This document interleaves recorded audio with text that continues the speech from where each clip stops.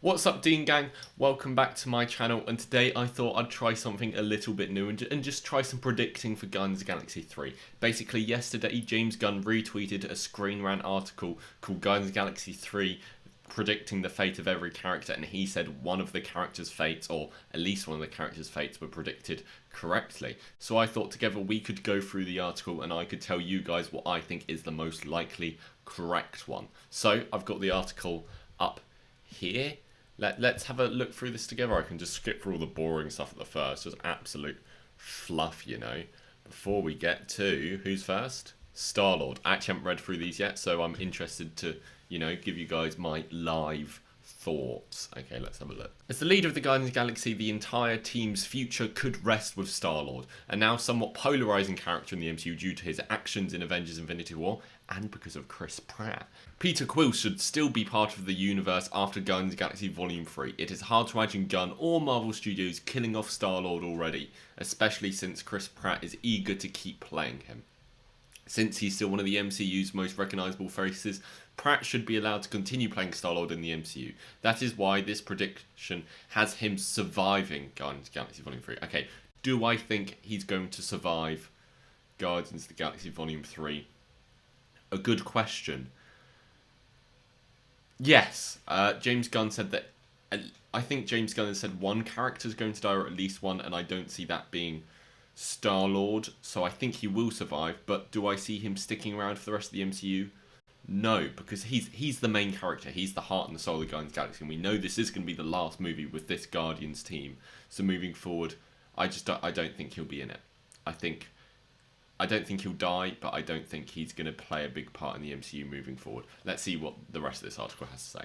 Star-Lord's survival will allow the upcoming movie to set up various parts of his future and that of Guardians of the Galaxy. The third film could see Quill recruiting more people to the Guardian ranks, such as cosmic heroes like Adam Warlock, maybe, Quasar, yeah, I've heard that, Phyla-Vell, not sure, Moondragon, not sure, or Nova, that would be great.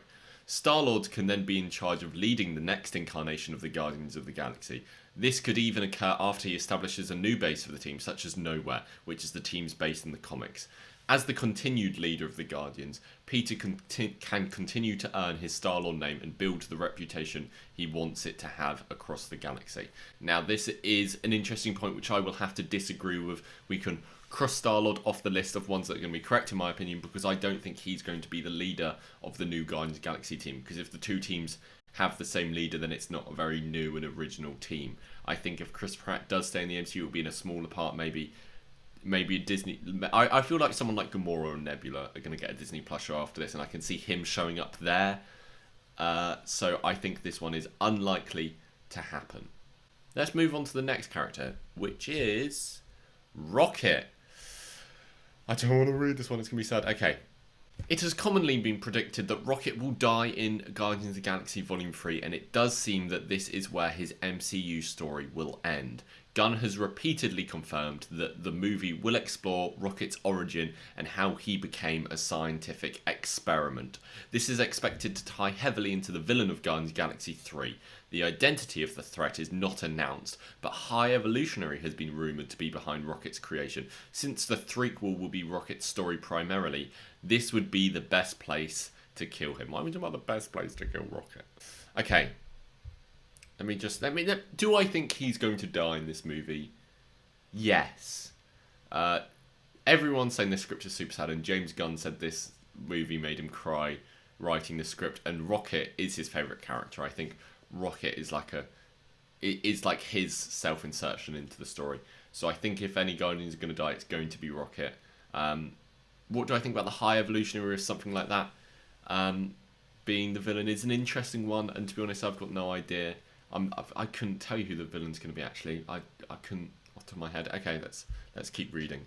It will undoubtedly be sad for viewers and the Guardians, but it would be fitting that Rocket dies in Guardians of the Galaxy 3, defeating the people who created him and saving his newfound family in the process. While it will also be surprising for the MCU to lose a fan favourite CGI character they could theoretically use forever, there are plenty of reasons why Rocket dying makes sense for the film and his overall character arc. Yes, Rocket is one of the stronger character arcs in the MCU, I think. Like, I really love his portrayal throughout, and I understand why it would make sense to kill him off here, because I think having him sacrifice himself, which I think is how he will die, yeah, I think this is the most likely so far. So this is most likely. Star-Lord is least likely so far. Let's move on to Gamora. Gamora's fate in Guardians of the Galaxy Volume 3 is likely to see her be one of the film's survivors. Zoe Saldana's character already died in Avengers Infinity War, but Avengers Endgame brought her back from the dead thanks to time travel and the multiverse. It wasn't really the multiverse, but sure.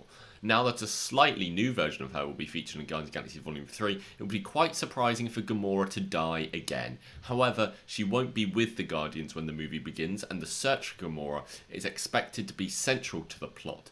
This sets up the movie to establish what Gamora's MCU's future will be.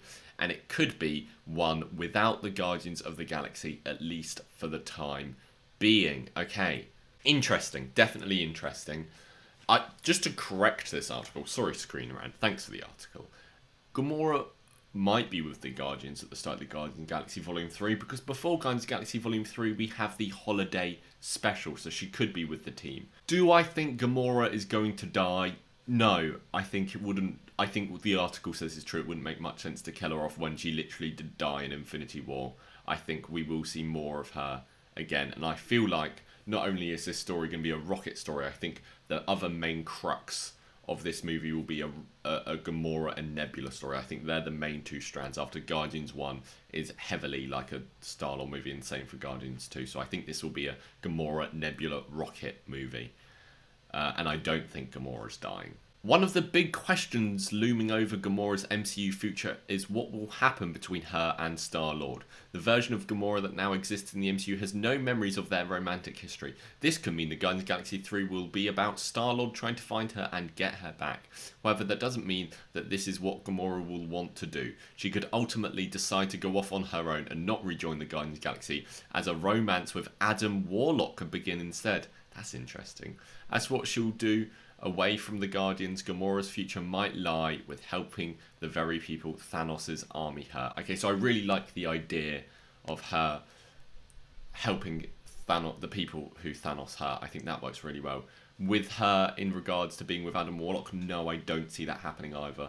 And I think she will get back with Star-Lord, because that does seem to be the most satisfying conclusion for the Guardians of the Galaxy. Because another big crux of the last two movies have been about Gamora and Star-Lord slowly getting together. If it just ends with them not getting together, it will be a big disappointment. I could see her not rejoining the Guardians. I think at the end of Guardians 3, she's going to survive and either go off travelling with Star-Lord or go off travelling with Nebula, or both of them, because I really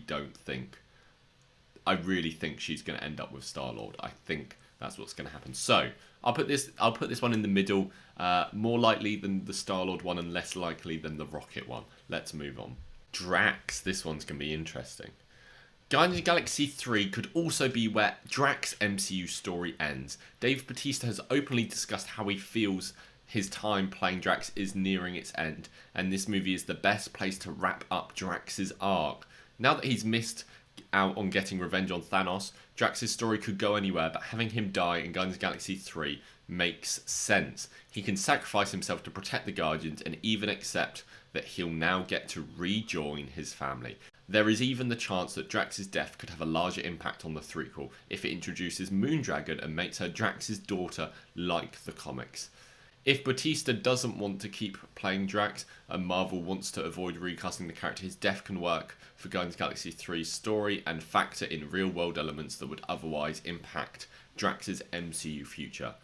Another interesting one. I can't see Drax staying in the MCU without James Gunn at the helm, so I'm not sure about this one. I feel like if one character could join the new Guardians team, I think it would be Drax or Mantis, but ever since Guardians of the Galaxy 2, maybe even Guardians of the Galaxy 1, I think Drax's story arc has been kind of directionless, and him dying wouldn't surprise me. I still think Rocket is more likely. I mean, they could both die, but I could definitely see him sacrifice himself. As for his daughter showing up, I don't... That could actually happen with the multiverse. It wouldn't be the craziest thing, but What if, here's my theory, if they're introducing her daughter, then what if he finds a multiverse and they go off together and that's how this movie ends? Because we don't know how much the multiverse is going to be involved. We don't know anything about this movie, so there's no point. Speculating this whole video is a waste of time. Oh, how to rank this so far? I think my ranking would go Rocket, Drax, Gamora, Star-Lord. On to Nebula.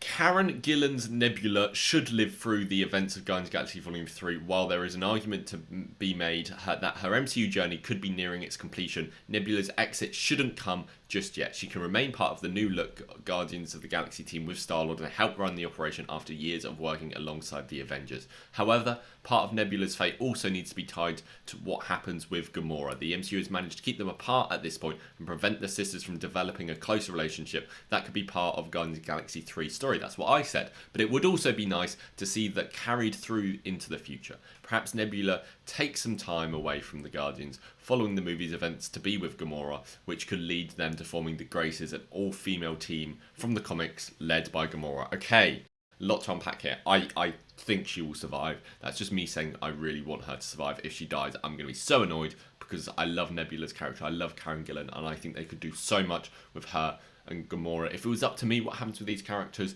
Gamora and Nebula are going to get their own Disney Plus show. That's what I would choose. Maybe it could be the Graces. I actually really like this theory. I don't think she'll join. She could join the New Guardians, actually. I could see that happening compared to someone like Star-Lord or Rocket or Gamora. So this is true. I think this one is actually quite likely. I think she will do whatever Gamora is doing because that seems to be where their story is going.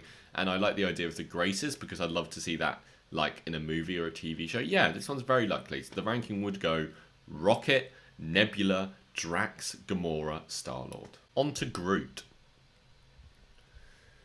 It is difficult to imagine Guardians of the Galaxy Volume 3 leave Groot's fate in any place other than alive. The CGI tree is a fan favourite character and has already been used in different sizes throughout the MCU. Groot's future should be with the new look Guardians of the Galaxy Team 2. After spending time as a baby and teenager, it would be a good time for Groot to return to his full size and be the protector of the group again. There is a chance that Groot's availability will be limited though, as he could take some time away from the team to grieve Rocket's death.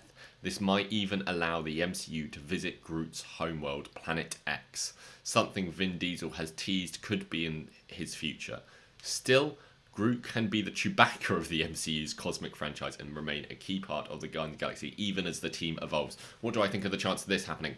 This is an interesting one. Yeah, I think this one is quite likely.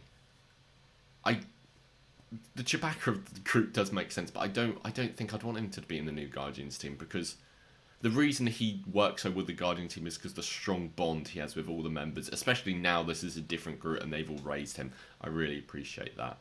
So I don't think he's going to die, but I don't think he'll join the new Guardians team. So far the ranking will go Rocket, Nebula, Drax, Groot, Gamora, Star-Lord.